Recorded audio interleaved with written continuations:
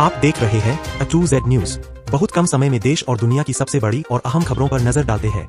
Video को अंत तक जरूर देखें और हमें समर्थन देने के लिए हमारे चैनल को सब्सक्राइब करें। तो चलिए शुरू करते हैं आज की बड़ी खबरों के साथ। पहली खबर, कांग्रेस सांसद प्रियंका गांधी ने बिहार में भाजपा की जीत पर प्रतिक्रिया देते हुए कहा है कि भाजपा की सबसे बड़ी ताकत उसका मजबूत संगठन और चुनावी रणनीति है। उन्होंने अपनी पार्टी कांग्रेस को सलाह दी है कि जनता से जुड़कर ही बिहार में मजबूत वापसी संभव है।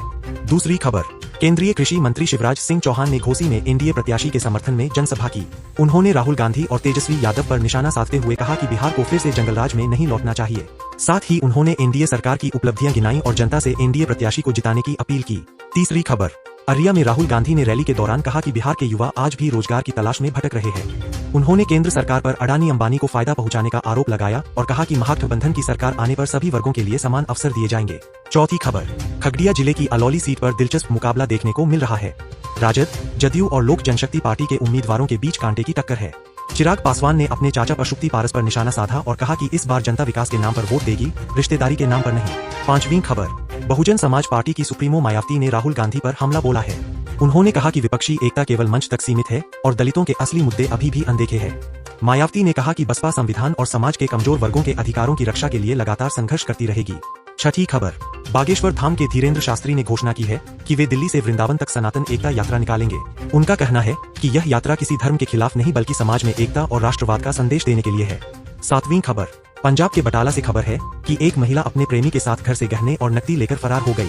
महिला के पति ने पुलिस में शिकायत दर्ज कराई है और अब पुलिस पूरे मामले की जांच कर रही है।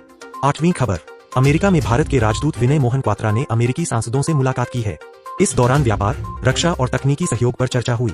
व्हाइट हाउस ने बयान जारी कर कहा कि राष्ट्रपति ट्रंप और प्रधानमंत्री मोदी के बीच मजबूत रिश्ते हैं और दोनों देश साझेदारी को और आगे बढ़ाना चाहते हैं।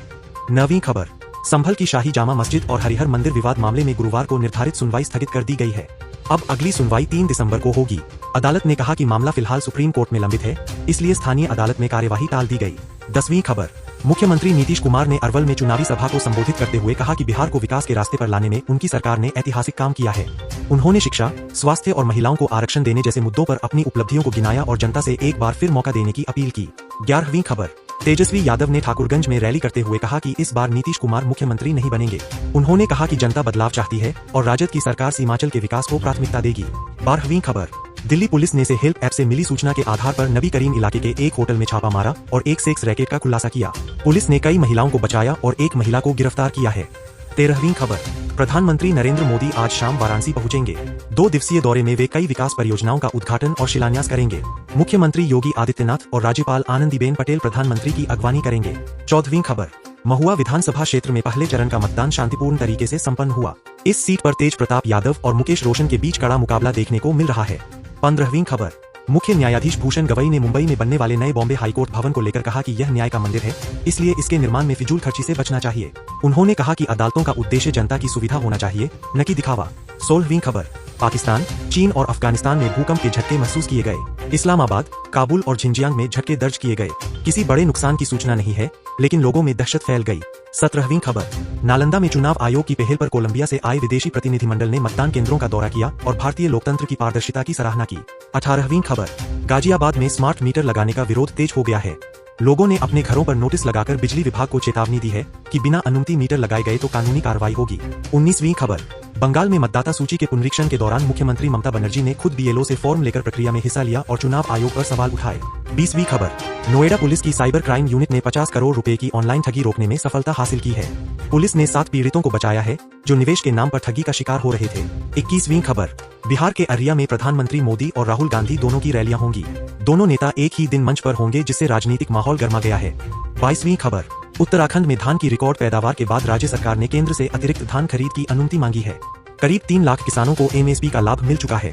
23वीं खबर, राजस्थान सरकार ने सभी स्कूलों, कॉलेजों और सरकारी दफ्तरों में वंदे मातरम का गायन अनिवार्य कर दिया है। शिक्षा मंत्री ने कहा है कि जो संस्थान इस आदेश का पालन नहीं करेंगे, उनके खिलाफ कार्रवाई होगी। 24वीं खबर, भोजपुरी स्टार पवन सिंह की पत्नी ज्योति सिंह ने आर्थिक संकट की वजह से मदद की अपील की है और अपने पति पर सोशल मीडिया पर तंज कसा है। 25वीं खबर, अमेरिका द्वारा रूस की तेल कंपनियों पर लगाए गए नए प्रतिबंधों के बाद भारत ने रूसी कच्चे तेल की सीधी खरीद घटाने का निर्णय लिया है। विशेषज्ञों के अनुसार नवंबर के अंत तक आयात में गिरावट दर्ज की जा सकती है। यह थी आज की देश और दुनिया की बड़ी खबरें। अगले बुलेटिन में आपसे फिर मुलाकात होगी। देखते रहिए A2Z न्यूज। मैं हूं हलीम।